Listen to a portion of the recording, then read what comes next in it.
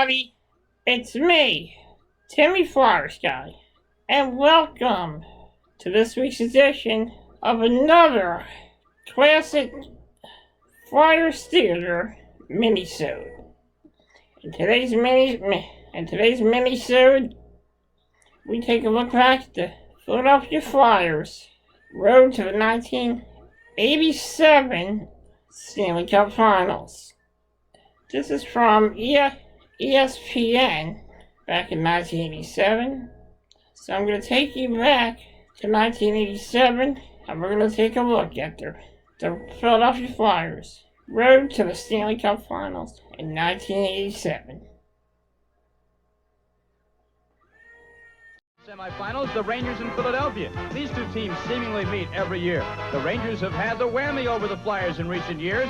They shut out the Flyers again in Game 1 at the Spectrum. Pierre LaRouche was the hero with 2 goals, but Philly evened up the series in Game number 2. So it was 1-1 as they went back to New York. Philadelphia won Game 3. Game 4, therefore, was a must for the Rangers, and Bob Froese played like it. Look at this. The New York goaltender, he wants to punch Lindsey Carson. Carson misses him completely, but Froese with the acting job. That's the kind of intensity that there was in this series. The Rangers, though, when they got down to playing hockey, played well. They won Game 4, 6-3. Philadelphia won Game 5 in the Spectrum to take a 3-2 lead back to Madison Square Garden for Game number 6. In the game that the Rangers had to have, they didn't get it. Philadelphia dominated from beginning to end. Tim Kerr, one of the heroes, number 12, who once again scored over 50 goals in the regular season, scored again in the decisive game, and the Flyers finally beat the Rangers 4-2. But the most interesting and maybe the most exciting series of all, between the Islanders and Flyers open up. Game 1 went to Philly, but Game 2, the Flyers took a foolish penalty in the last minute for too many men on the ice, and Mikko Makula made them pay for it on a power play with 3 seconds left. The Islanders won Game 2 and even the series at 1 game apiece.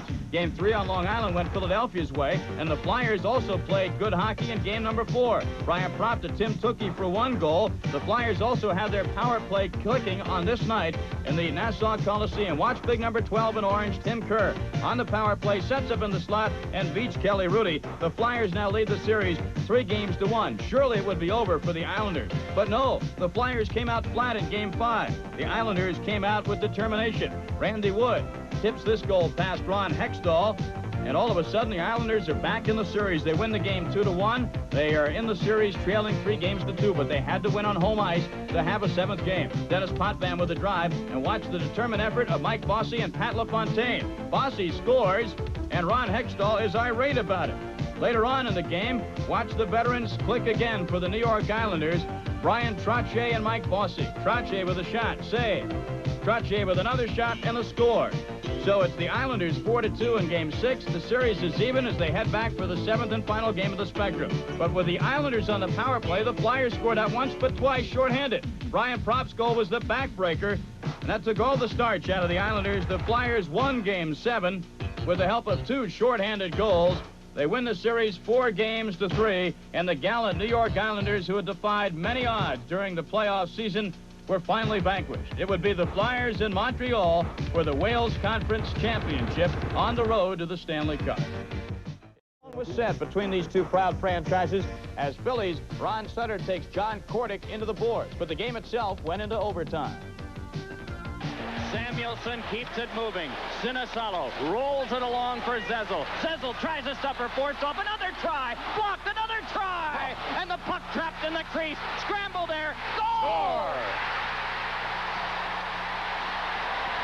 So the Flyers win Game 1 4-3 in overtime. Montreal's press and players, though, claimed it was a phantom goal. Our exclusive reverse angle super slow-mo shows Philadelphia's Peter Zezel going down, taking a shot, and then getting a whack at the rebound while on his stomach.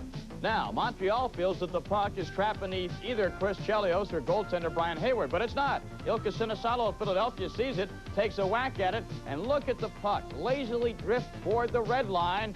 And Terry Gregson, the official in this game, was right on the spot. He's looking at the puck, looking at it, and he finally signals it's a goal. Philadelphia wins Game 1 in overtime. Now, Montreal could have gotten down about that, but they did not. Big John Kordic, known more for his fisticuffs than his goal-scoring ability, parks himself in the crease and beats Ron Hextall, and the Flyers were beaten by Montreal.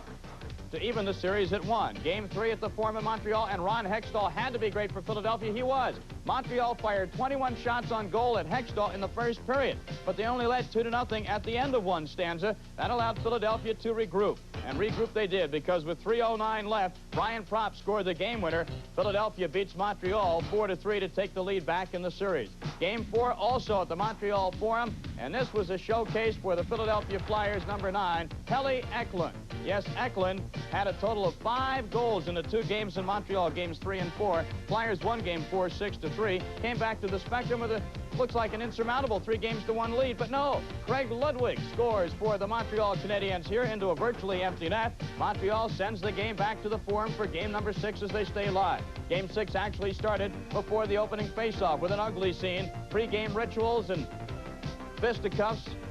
They were the order on this night in Montreal. The Canadiens tried to shoot a puck into an empty Philadelphia net. As they left the ice, Ed Hospodar would have none of it. He gets into it with Chris Nyland, also got into it with Claude Lemieux. Shane Corson is on the scene there for Montreal, and eventually most all of the players from both teams were involved. Dave Brown of the Flyers was involved somewhere along the line. You see many fights breaking out along the boards, and there goes number 31, John Kordick, who was a goal scorer early in the series. He got into it. Eventually, they got down to playing hockey. And when they did, Dave Pullen scored shorthanded for Philadelphia. Pullen making his first appearance since Game 7 of the Islanders series. He's playing with a cracked rib. That helped the Flyers overcome a 3-1 deficit, and a miscue by the Montreal Canadiens on defense ended up in a goal by Rick Tocchet that proved to be decisive as Philadelphia won Game 6 on Montreal ice. They won all 3 games of the series played in the Forum, and they win the series 4-2. Coach Jean Perrat and the Canadiens, well, they're the first Stanley Cup champions not to have a chance to repeat since 1974. So the NHL...